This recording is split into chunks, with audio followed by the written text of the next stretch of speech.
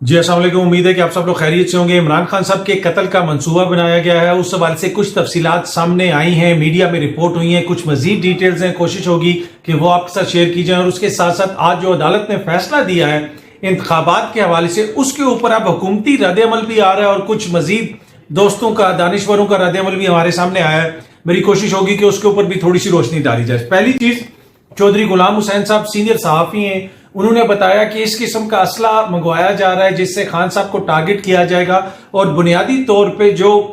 इस तरह की गाड़ी होती है या कोई ऐसी चीज होती है जो बुलेट प्रूफ हो, जिससे गोली रुक जाती है, लेकिन कुछ असला ऐसा होता है जो पियर्स कर जाता है, जो उसके बीच में से भी गुजर जाता है, उस तरह का असला मंगवाया गया है ताकि खान साहब को टारगेट किया जाए। ये खबर हमारी एजेंसियों के पास भी है, एजेंसियां भी इसमें मुतहरिक हैं, उन लोगों को ढूंढने की कोशिश कर रही हैं, इस तरह की जो इतलात है उनके ऊपर वो तहकीकात कर रही हैं और मेक श्योर किया जा रहा है कि खान साहब की जो सेफ्टी और सिक्योरिटी है उसको यकीनी बनाया जाए। अच्छा, अब ये जो इतलात हैं अब खुल के ये सामने आई हैं और अब चौधरी गुलाम हुसैन साहब ने एक तरह से इसके ऊपर से पर्दा उठाया, लेकिन ये चीजें अभी नहीं है, ये एक महीने से इस तरह की चीजें हम मुख्तलिफ सोर्सेज से सुन रहे हैं। जो इमरान खान बार बार कहता था ना, मैं बाहर नहीं निकलना चाहता, मेरी जिंदगी को खतरा है, मुझे क्यों अदालतों में बुला रहे, और ये इंफॉर्मेशन हुकूमत के पास भी थी। अगर ये हमारी एजेंसियों के पास है तो हुकूमत के पास भी ये इंफॉर्मेशन थी, फिर उसके बावजूद क्यों खान साहब को मजबूर किया जा रहा था कि जनाब वो कभी इस अदालत में जाएं, कभी उस अदालत में जाएं। आपने देखा होगा कि खान साहब जिधर भी पेश होते हैं उनके साथ उन्होंने वो बुलेट प्रूफ वो उठाए होते हैं, उनके सर को कवर किया होता है, और यही वजह है कि वो जो उस दिन उन्होंने कंटेनर में भी खड़े होकर तकरीर की, उसके आगे भी बुलेट प्रूफ शीशा लगा हुआ था कि ये इतलात खान साहब की टीम के पास हैं और ये इतलात मुख्तलिफ सोर्सेज से खान साहब तक पहुंचाई गई और खान साहब को बताया गया कि आपकी जिंदगी को खतरा है और कोई स्नाइपर आपको टारगेट कर सकता है। जी हाँ जी, स्नाइपर। ये मैं आपको एग्जैक्ट इंफॉर्मेशन बता रहा हूं जो पीटीआई की आला सोर्सेज ने खुद हमारे साथ शेयर की, इसलिए कि जब वो खान साहब आपने देखा होगा निकले तो आगे उनके लोगों ने वो चीजें उठाई हुई, उनका सर कवर किया और उसके ऊपर बहुत सारे लोग मजाक उड़ाते रहे, ठट्ठे लेते रहे। लेकिन ये सब कुछ क्यों किया जा रहा था? ये इसलिए किया जा रहा था कि खान साहब को किसी स्नाइपर के जरिए टारगेट किया जा सकता था। और यही वजह है कि इमरान खान जब अपनी गाड़ी में भी इधर उधर जाते हैं तो उनकी गाड़ी के ऊपर भी लोग बैठे होते हैं, इवन शीशे के आगे भी लोग बैठे होते हैं, ह्यूमन शील्ड बने होते हैं और वो एक तरह से उनके लिए कुर्बानी देने के लिए तैयार होते हैं। ऑल्दो कि खान साहब ने कितनी दफा उनको मना किया है कि आप इधर आगे मत बैठे, ऐसा ना करें, कोई ऐसा मसला ही नहीं, लेकिन खुद ऑटोमेटिकली लोग जान के आगे आ जाते हैं, आगे बैठ जाते हैं। वो पाकिस्तान में एक अक्सर नारा लगता है कि फलाने तेरे जान निसार बेशुमार बेशुमार, मतलब मुख्तलिफ दौरों में मुख्तलिफ शख्सियात के हवाले से ये नारा लगता रहा। लेकिन इस वक्त के पाकिस्तान की हकीकत यह है कि अगर पाकिस्तान के किसी लीडर के जान निसार इस वक्त हैं तो वो इमरान खान के हैं। जब वहां पे ऑपरेशन हुआ जमान पार्क में, चंद 100 लोगों ने किस तरह पुलिस के साथ जो उनकी वो चलती रही, क्लैशेस वगैरह होते रहे, जो कुछ हुआ, जो खान साहब ने पेशियां दी, इस्लामाबाद में जो आके उन्होंने पेशी दी और उनकी गाड़ी के आगे ह्यूमन शील्ड बन के जो लोग बैठे होते हैं, वो बिल्कुल वाजे है कि इस वक्त किसके जान निसार हैं और कितने वो बेशुमार हैं, ये भी सबके सामने है। तो ये इंफॉर्मेशन है कि जनाब उनको राइफल से टारगेट किया जा सकता है, स्नाइपर के जरिए टारगेट किया जा सकता है। इस इंफॉर्मेशन को वो पहले सामने नहीं लाना चाहते थे, लेकिन चौधरी गुलाम हुसैन साहब के पास भी ये इंफॉर्मेशन आई और उन्होंने पीटीआई की क़यादत के साथ भी ये शेयर की और चौधरी गुलाम हुसैन साहब ने खुद ये शेयर किया कि पिंडी में भी ये इंफॉर्मेशन है और दीगर हल्कों में भी ये इंफॉर्मेशन मौजूद है और उन्होंने भी ये इंफॉर्मेशन शेयर की और वो मेक श्योर कर रहे हैं कि खान साहब की जिंदगी को कोई खतरा ना हो। अगेन मैं बार बार कहता हूं, कुछ लोगों की ख्वाहिश होती है कि वो ये तासुर दें कि जैसे इमरान खान की खुदा न खास्ता किसी इदारे के साथ, इमरान खान का किसी इदारे के साथ कोई मुकाबला नहीं है, किसी इदारे के साथ कोई लड़ाई नहीं है। इमरान खान का अगर इशू है तो वो इस हुकूमत के साथ है, ये जो मौजूदा हुकूमत है, और उसका वो मुकाबला करेंगे इलेक्शंस के जरिए। और अब इलेक्शंस के हवाले से एक फैसला भी आ गया, लेकिन जो इस वक्त सूरत हाल है मुल्क के अंदर, उसमें कोई भी दुश्मन मुल्क या कोई भी दुश्मन ताकत या कोई भी ऐसे लोग जो पाकिस्तान की भलाई नहीं चाहते, वो इसमें टारगेट कर सकते हैं खान साहब को। और खुदा न खास्ता अगर कोई ऐसी बात होती तो यकीनन उससे मुल्क का ना फायदा होगा, ना ही मुल्क के अंदर कोई बेहतरी आएगी। इसी वजह से खान साहब की हिफाजत के लिए स्पेशल खुसूसी इंतजाम किए गए और आप वो देखते हैं कि वो सारी चीजें उठा के उनको लेके जाया जाता है, इसलिए कि अगर वो एक अदालत में पेश हो रहे हैं, सामने छत पे दूसरी तरफ कोई शख्स बैठा, वहां से स्नाइपर से उनको निशाना बना सकता है और ये सारे खदशात हैं और ये बड़ी क्रेडिबल इंफॉर्मेशन है। ये इंफॉर्मेशन ऐसी नहीं है कि जनाब कि ये बिल्कुल ऐसा हो सकता है, नहीं, इस तरह का असला स्मगल किया गया है, मुख्तलिफ शक्लों के अंदर लोग मुल्क के अंदर दाखिल हो सकते हैं किसी भी मतलब किसी भी शक्ल में, टूरिस्ट की शक्ल में या किसी और शक्ल में। ये तमाम तरह इंफॉर्मेशन मौजूद है और 1 महीने से इस तरह की इंफॉर्मेशन मुख्तलिफ जराए से मुख्तलिफ महफिलों के अंदर बाखबर लोग ना सिर्फ मेरे साथ बल्कि दीगर सहाफियों के साथ भी शेयर करते रहे होंगे। अब चीजें ज्यादा कॉन्क्रीट हुई हैं, ज्यादा चीजें सामने आई हैं, प्लॉट ज्यादा पता चला है, तो अब मजीद चीजें खुल के सामने आ रही हैं। अच्छा, हुकूमत ने कहा है कि हम इस फैसले को मुस्तरद कर देते हैं जो अदालत ने यह फैसला किया, और यह फैसला जो है अब हम हर फोरम पे इसको उठाएंगे।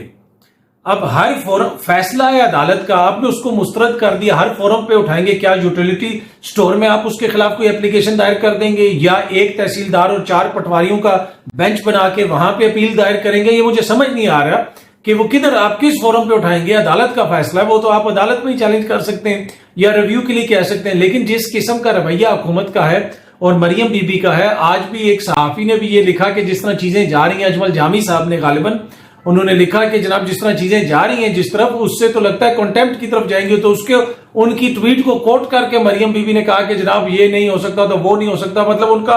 फुल मूड है कि हमारे ऊपर जो है तो इन्हें अदालत की जो वो है कार्रवाई शुरू हो, ताकि उसको हम सियासी बयानी के लिए बनाए, उससे सियासी बयानियां बनाएं और उसको सियासी बयानी के लिए इस्तेमाल करें। फिर नवाज शरीफ साहब ने भी जनाब आज लंदन से वो बैठ के बिल्कुल गले में मफलर डाल के स्कार्फ सा डाला हुआ था मफलर, और वहां से वो कह रहे थे कि जजेस ये हैं, इनका ये है तो इनका वो है, इन्होंने आइन के ये कर दिया वो कर दिया। ये वो शख्स है जो सजा याफ्ता है, जो मुजरिम है,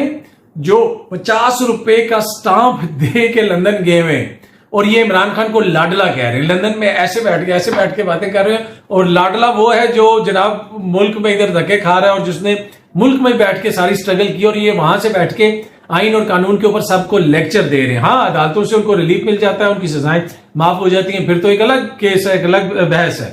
अच्छा, अब ये जो सारा मामला है इसके ऊपर बहुत सारे सहाफी भी कह रहे हैं कि जनाब आज 4 अप्रैल है तो भुट्टो का सियासी कत्ल हो गया था, तो आज आइन का ये हो गया तो वो हो गया। अब ये पता है ये टेक्निकल बातें किस किस्म की कर रहे हैं, इसमें कुछ मोजिज जज साहिबान ने भी टेक्निकल नुक्ते उठाए कि ये है तो वो है, बिल्कुल सारा आंखों के ऊपर आइन और कानून के मुताबिक उन्होंने उठाए होंगे। लेकिन कुछ हमारे जो सियासी दानिशवर हैं, कुछ सहाफती दानिशवर हैं, वो भी इस किस्म की बातें करें। अच्छा, ये पता है किस किस्म की टेक्निकल बातें कर रहे हैं? ये टेक्निकल बातें ये कर रहे हैं कि जनाब आप एक मरीज को बहुत जख्मी हो मरीज, उसको उठा के आप ले जाएं अस्पताल में और रक्शे पे डाल के, और जब उसको इमरजेंसी में लेके जाएं तो जो डॉक्टरों का पैनल जो है उसका ऑपरेशन करने लगे, तो एक डॉक्टर उसमें से खड़ा होकर कहे नहीं ऑल्दो कि ये मर रहा है, इसकी जिंदगी बचाना जरूरी है, लेकिन यहाँ पे आपने तो बड़ी एक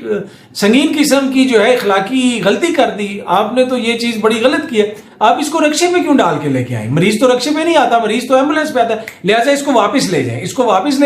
इसको एम्बुलेंस में डाल के लाएं, ताकि वो एम्बुलेंस में जाए वापस,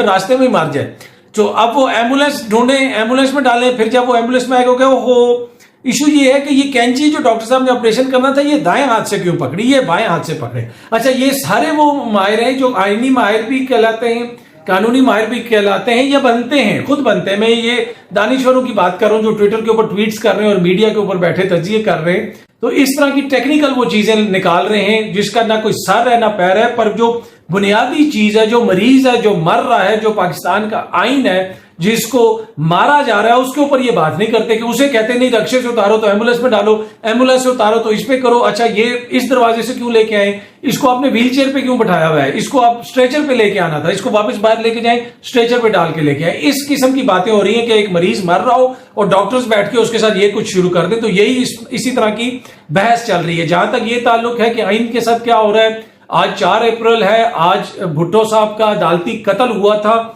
और इस वक्त जो भुट्टो का नवासा है बिलावल भुट्टो जरदारी, वो